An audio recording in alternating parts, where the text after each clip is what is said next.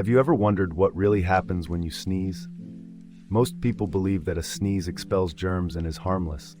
But here's the shocking truth.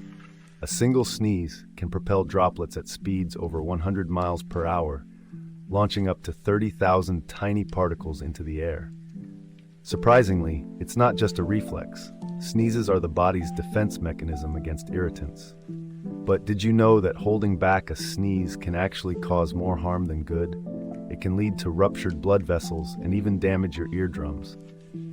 So next time you feel that tickle, remember, it's an important warning from your body, not just an everyday annoyance.